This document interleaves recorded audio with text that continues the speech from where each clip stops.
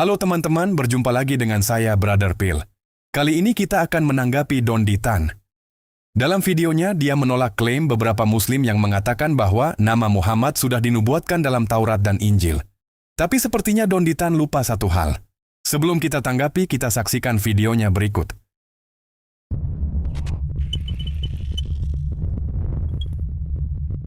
Satu lagi Ustaz, bahwa di dalam Quran, kalau kita baca di dalam Quran surat Al-A'raf 157, disebutkan kan mereka mengikuti nabi yang ummi, yang namanya tertulis di dalam Taurat dan Injil.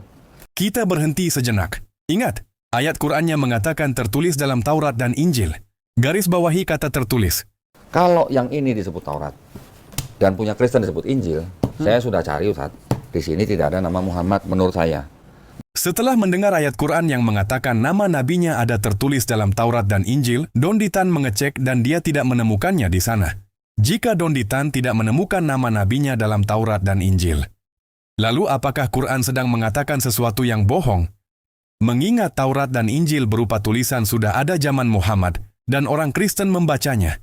Karena Dondi tidak menemukan nama nabinya, inilah kesimpulan Dondi Tan. Mungkin pendebat-pendebat muslim yang lain ada yang klaim bahwa di dalam salah satu surat mereka itu ada nama Muhammadim.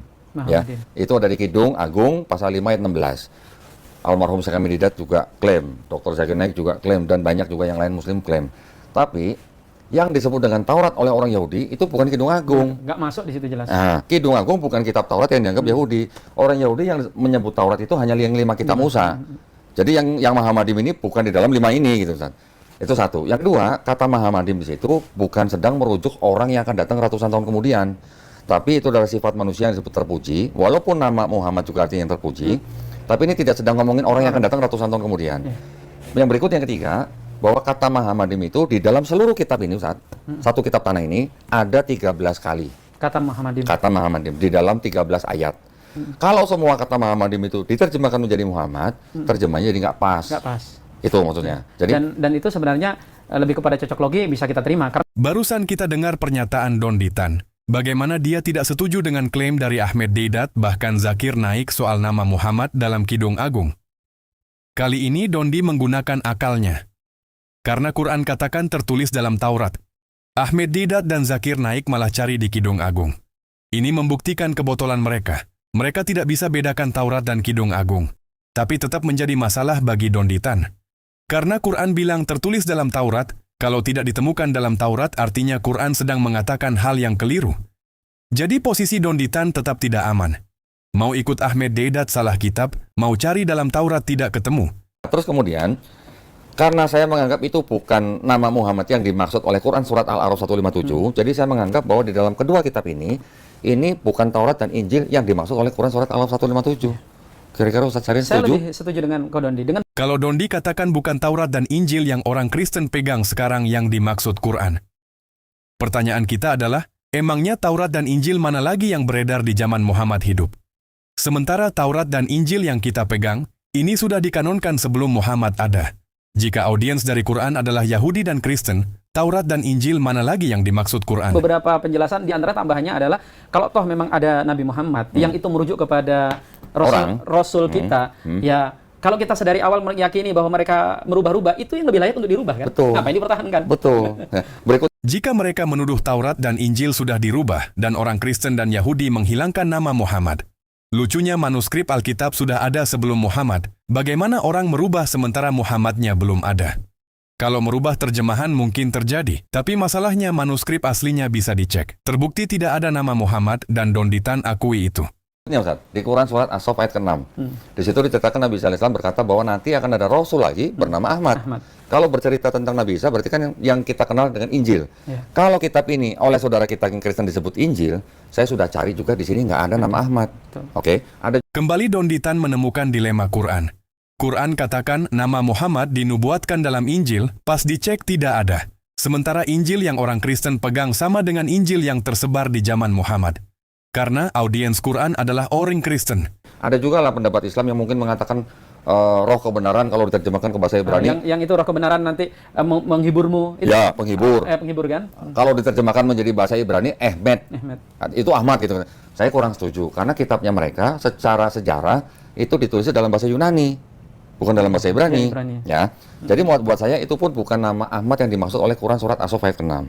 Barusan Donditan menolak klaim para muslim lain yang mengatakan Parakletos itu merujuk pada Muhammad. Tapi lucunya Donditan lupa atau mungkin dia sudah berubah pikiran. Karena pada beberapa tahun yang lalu dia mendukung klaim ini. Saya baca dari 12 ya. Oke. Masih banyak hal yang harus kukatakan kepadamu, tetapi sekarang kamu belum dapat menangguhnya. Tetapi apabila ia datang, iya ya, Iya. yaitu roh kebenaran, ia akan memimpin kamu ke dalam seluruh kebenaran. Sebab ia tidak akan berkata-kata dari dirinya sendiri, tetapi segala sesuatu yang didengar itulah yang akan dikatakannya, dan ia akan memberitakan kepadamu hal-hal yang akan datang. Berarti Yesus belum bilang. Kan masih banyak yang mau disampaikan, tapi belum selesai. Belum bisa disampaikan pada saat itu. Nanti. Bukan aku yang punya hak. Yesus yang ngomong. Bukan aku yang punya hak. Yang punya hak itu nanti yang akan datang setelah aku. Menachem itu. Kata menachem berhubungan dengan kata menahma yang tadi saya bilang. Baik. Menahma. Nah, saya minta tolong dibukakan bahasa Ibrani Ibrani. Baik. dari Kodon ini jatahnya. kok itu orang bahasa ini bahasa iya supaya orang tahu. Gue sekolah. Yohanes 13 ya. Yohanes 16:13. Hebrew ya. Ya, Hebrew ya. Oke. Kalau diterjemahkan menjadi bahasa Ibrani, Ahmed. Ahmed. Itu Ahmad gitu. Saya kurang setuju karena kitabnya mereka secara sejarah itu ditulisnya dalam bahasa Yunani, bukan dalam bahasa Ibrani. Ibrani. Ya. Saya baca ya. Ini nanti bisa dicocokin ya, katanya saya nggak bisa baca Hebrew. Cuma nggak bisa, kayak nama nggak bisa baca Hebrew. Iya. Nanti tolong. Feruah Ha'amad. Nanti dicek ya. Feruah Ha'amad. Bekoho, huwa, he is, huwa. Yada riha. Etehem. El Ha'emet. Ulang lagi dari depan ulang. Sepertinya Donditan lupa atau berubah pikiran, karena pernyataannya berbeda. Saat dengan bangkai dia dukung Ahmed ada dalam Injil Yohanes, dan video yang sekarang dia bilang tidak ada. Jadi buat saya ini bukan Injil yang dimaksud, Quran surat As-Saff ayat 6 gitu maksud saya. Setuju Ustaz? Saya setuju dengan Kon Dondi.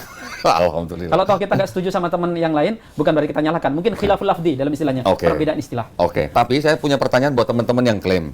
Buat teman-teman yang klaim bahwa di sini ada nama Muhammad atau Ahmad. Pertanyaan saya gini Ustaz. Apakah teman-teman rela kalau nabi kita Yang mulia dicantumkan dinubuatkan di dalam kitab yang rusak? Ya. Satu. Yang kedua, apakah kalau di sini tidak ada nubuat untuk Nabi Muhammad SAW, apakah Quran salah? Ya.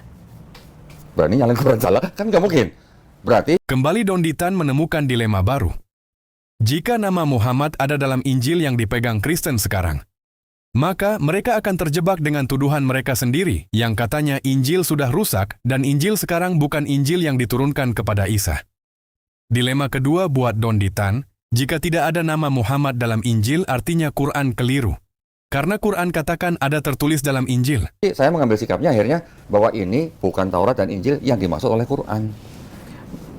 Injil dan Taurat yang dimaksudkan dalam Al-Quran bisa jadi sudah tidak dicantumkan di dalam sini. Kan kita ketahui kan katanya ada Injil-Injil yang tidak itu bisa dimungkinkan. Gara-gara begitu, ada teman-teman Kristen yang bertanya kepada kita dan banyak bertanya kepada orang Islam. Ya, datangkan mana itu? Mana kitab Injil yang asli? Nah, saya mencoba punya jawaban seperti ini. Mudah-mudahan Ustaz Syahrim bisa koreksi saya. Yang sudah kami pelajari, jadi buat kita yang disebut dengan kitab Taurat, Zabur, Injil itu adalah wahyu-wahyu yang diturunkan Allah Subhanahu wa taala kepada nabi-nabi dan rasulnya untuk Bani Israel pada zaman itu. Setuju Mas? Betul kan? Wahyu. Artinya kalau toh dia itu pernah ditulis, katakan pernah ditulis. Karena Kodoni harus tahu bahwa ketika disebut kitab, disebut suhuf, itu tidak harus dalam bentuk fisik loh. Betul, nah itu poin saya Ustaz. Kan Al-Quran itu disebut Alkitab, ya kan? Diturunkan bahkan sampai orang musyrikin Mekah turunkan kitab di surah Al-An'am itu supaya kami lamasna bi aidina, kami bisa sentuh dengan tangan kami. Tapi Quran di masa Nabi bukan dalam bentuk lembaran-lembaran. Nah, bisa jadi Taurat dan Injil yang disebut dengan kitab-kitab itu adalah saya mau konfirmasi ini, saya mau konfirmasi ke Ustaz Syahrim ini. Yang disebut dengan kitab Taurat, Zabur, Injil, karena tadi saya bilang wahyu, kata kitab sendiri dalam bahasa Arab memang bisa artinya wahyu yang dituliskan menjadi mushaf. Satu artinya memang bisa. Tapi selain itu kan artinya bisa hukum, ketetapan, perintah, aturan dari Allah kepada bani tertentu. Setuju Ustaz? Alhamdulillah. Jika Taurat dan Injil yang dimaksud Donditan adalah dalam berupa wahyu yang tidak tertulis, secara nyata Donditan sedang mengatakan Quran berbohong. Karena ingat di awal video saya garis bawahi pernyataan Quran yang mengatakan nama Muhammad tertulis dalam Taurat dan Injil. Jika sekarang Donditan katakan Taurat dan Injil itu berupa wahyu yang tidak tertulis, artinya Donditan sudah membantah pernyataan Quran. Mari kita rangkum dilema yang dihadapi Donditan dan Muslim. Pertama, jika Dondi ikut Ahmed Deedat bahwa nama Muhammad ada dalam Kidung Agung, konsekuensinya akan bertabrakan dengan Quran. Karena Quran bilang ada dalam Taurat dan Kidung Agung bukan termasuk Taurat. Kedua, Jika Donditan ikut Zakir, Naik, dan Bangkai, yang katanya nama Muhammad ada dalam Injil Yohanes jika diterjemahkan ke Ibrani, masalahnya Injil bukan dalam bahasa Ibrani tapi Yunani. Ketiga, jika Donditan menolak keduanya karena tidak mengakui Taurat dan Injil sekarang adalah yang dimaksud Quran, dan berpikir Taurat dan Injil bukan berupa tulisan, maka Dondi akan bertentangan dengan Quran. Karena Quran katakan nama Muhammad tertulis dalam Taurat dan Injil. Jadi pilihan manapun yang diambil Donditan akan menjadi dilema buat dia dan Muslim lainnya. Yang mau dukung channel Pil Pahit, silakan scan QR Code ini atau klik link di kolom komentar. Terima kasih.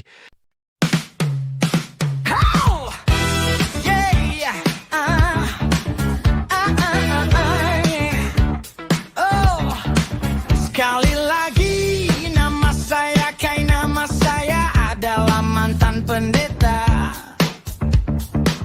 Saya lulusan Sekolah Tinggi Teologi Jakarta. Saya juga pernah sekolah master di Belanda. Saya lanjutkan sekolah doktor di Haifa. Tapi itu semua bohong. Itu valid. Itu valid. Saya bertanggung jawab untuk itu. Saya tersertifikasi dan saya terakreditasi.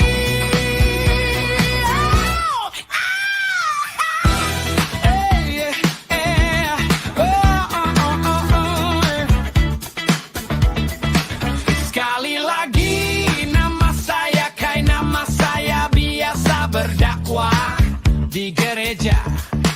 Saya banyak mualafkan orang Kristen dalam gerejanya. Karena itu saya dipukuli sampai tulang-tulang patah. Tapi itu semua bohong. Itu valid. Itu valid. Saya bertanggung jawab untuk itu. Saya tersertifikasi dan saya terakreditasi.